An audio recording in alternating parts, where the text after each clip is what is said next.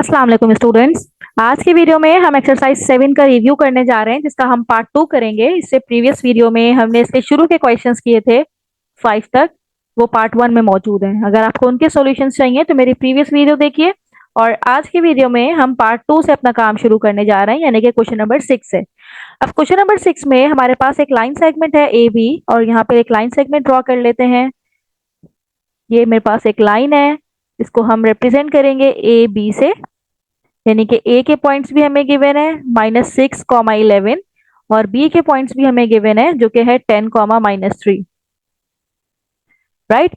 और हमें points of try section निकालना है। तो स्टूडेंट याद रखिएगा, ट्राई सेक्शन का मतलब ये है कि आपकी लाइन 3 सेक्शंस में कन्वर्ट डिवाइड हो रही है। ट्राई मतलब 3, सेक्शंस मीन पार्ट्स, कि आपकी लाइन 3 पार्ट्स में डिवाइड हो रही है। अब 3 पार्ट्स में कैसे डिवाइड होगी?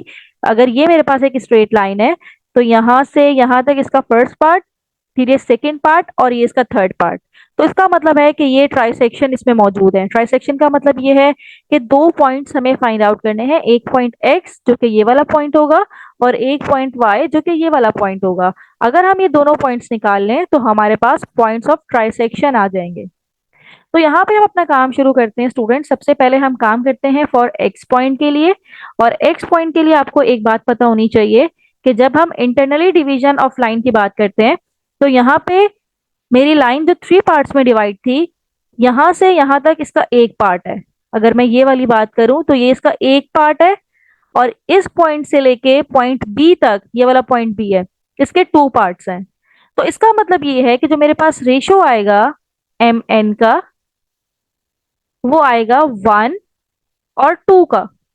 और जब मैं y के लिए काम करूंगी तो यहां से यहां तक इसके 2 पार्ट्स हो जाएंगे, और यहां से यहां तक इसका 1 पार्ट होगा। तो हम इसका रेशो लेंगे 2:1 का। सिर्फ यही फर्क है पॉइंट x और y फाइंड आउट करने में। जब हम पॉइंट x निकालेंगे तो रेशो लेंगे 1:2, और जब y पॉइंट निकालेंगे तो रेशो लेंगे 2:1 का। राइट। और बाकी चीजें तो सेम रहेंगी, यानी कि जो x1 है वो अभी भी x1 -6 ही रहेगा, y1 हमारे पास 11 रहेगा। दोनों जब दोनों पॉइंट्स निकालेंगे दोनों के लिए, x2 हमारे पास 10 है, और इसी तरह से y2 हमारे पास -3 है। और हमें फॉर्मूला याद है। फॉर्मूला क्या था डिवीजन ऑफ लाइन सेगमेंट का? जब इंटरनली हम बात करते हैं तो इसका फॉर्मूला हमारे पास मौजूद है, और ये है m(x2 + n(x1) m+n। इसी तरह से y के लिए भी my2 + ny1 m+n। सारी वैल्यूज हमारे पास हैं। हमारे पास m भी है। m क्या है यहाँ पे? ये 1। x2 क्या है? x2 यहां से उठा लीजिए। x2 है आपके पास 10, n is 2, and x1 is -6। m+n, that is 1+2। Right. अब इसी तरह से m की वैल्यू 1, y2 की वैल्यू यहां से उठाइए -3, n की वैल्यू है 2, और y1 की वैल्यू है 11। m+n यानी कि 1+2।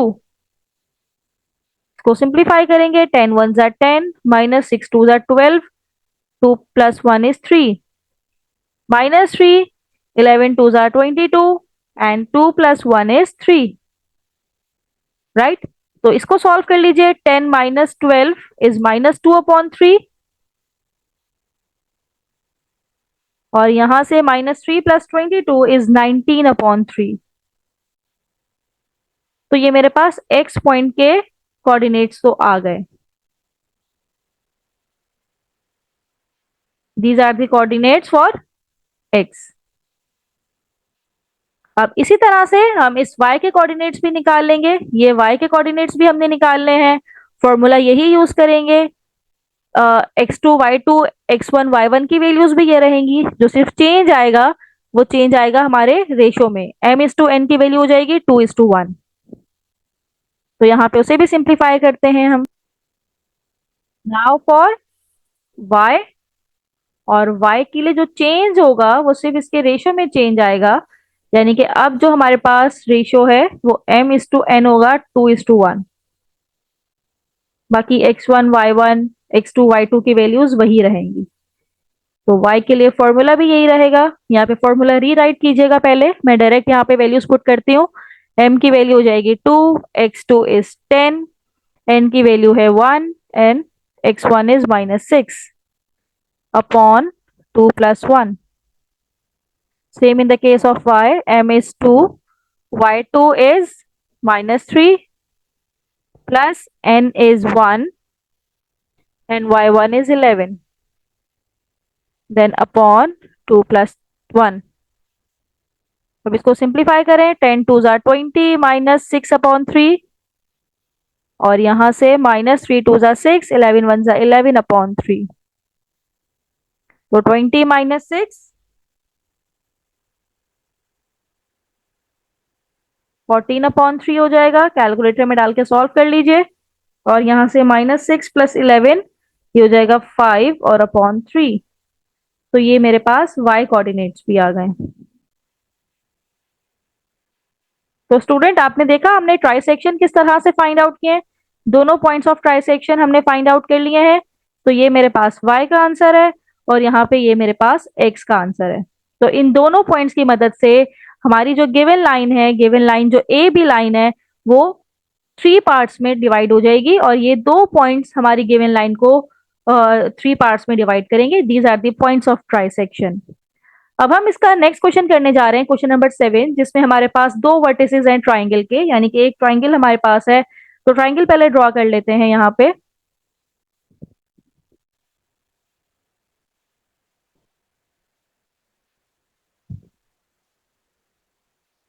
ये हमने ट्राइंगल ड्रॉ कर लिया।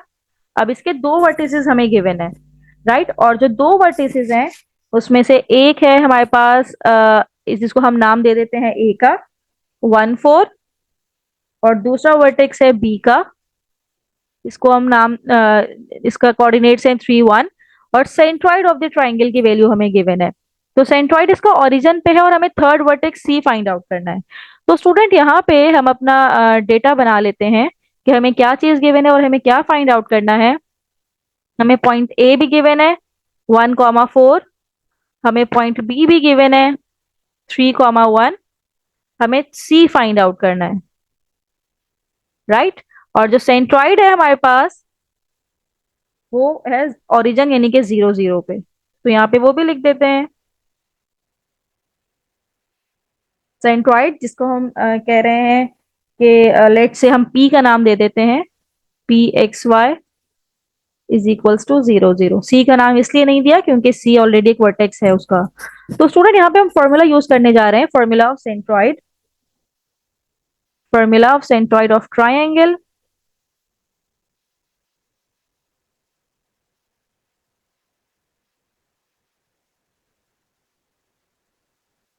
और वो फॉर्मूला हमने पढ़ा हुआ भी है प्रीवियस वीडियोस में, यहाँ पे इसको रीराइट करते हैं। तो P x y is equals to x1 plus x2 plus x3/3 और यहाँ पे है y1 plus y2 plus y3/3, right. अब यहां से हमारे पास सारी वैल्यूज आ जाएंगी। ये बेसिकली x1 y1 की वैल्यूज है, राइट। यहां से हमें x2 y2 की वैल्यू मिल जाएगी और ये वैल्यूज होंगी x3 y3 की जो हमें फाइंड आउट करनी है, राइट। तो x3 y3 को ऐसे ही रहने देंगे, बाकी सारी वैल्यूज पुट करेंगे हम। हमें सेंट्रॉइड की भी वैल्यू गिवन है जो कि है 0 0।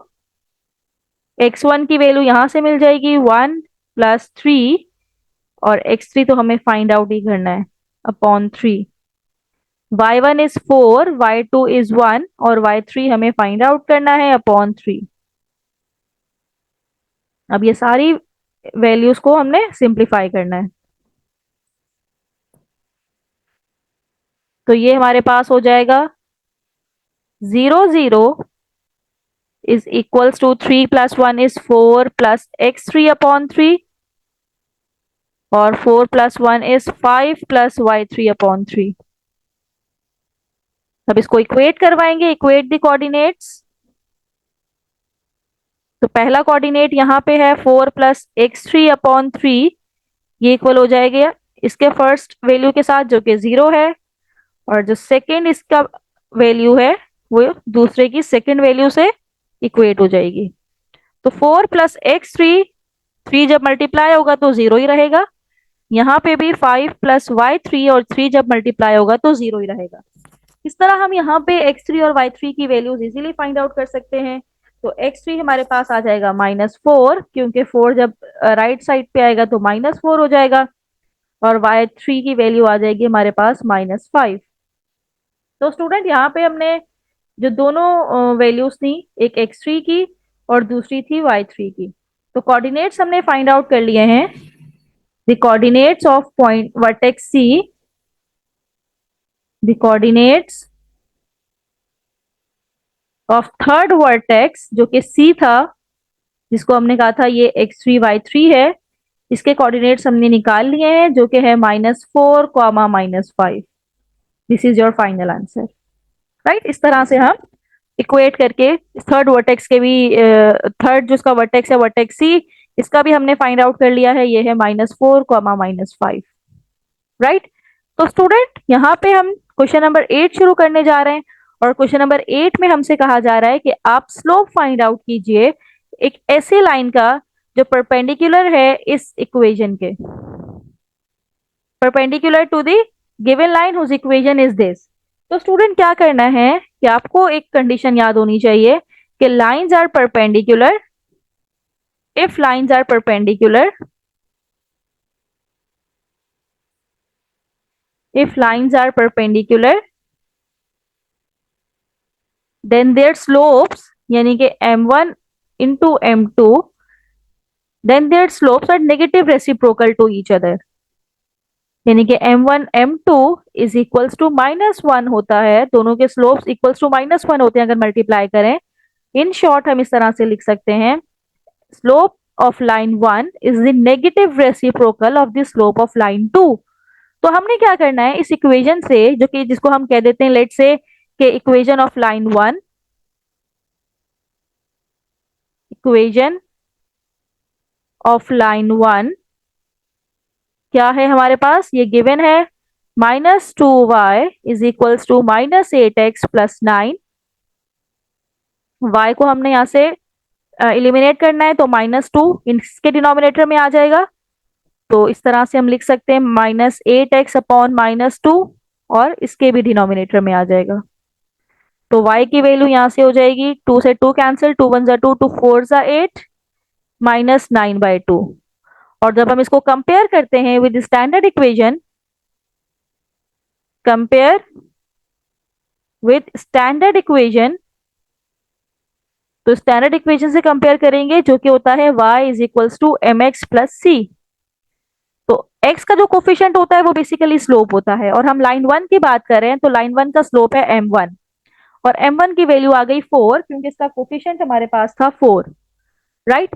अब स्टूडेंट हमने slope of another line find out करना है जो कि परपेंडिकुलर है इसके। तो मैंने ये कंडीशन जो आपको बताई थी, इस कंडीशन को यूज करते हुए हम m2 भी फाइंड आउट कर लेते हैं, यानी कि slope of line 2, slope of line 2 जिसको हम कहेंगे m2, और m2 is basically the negative reciprocal of m1 because these are perpendicular line. तो स्लोप आ जाएगा, ये 4 था तो ये आ जाएगा -1/4। It's mean if the lines are perpendicular their slope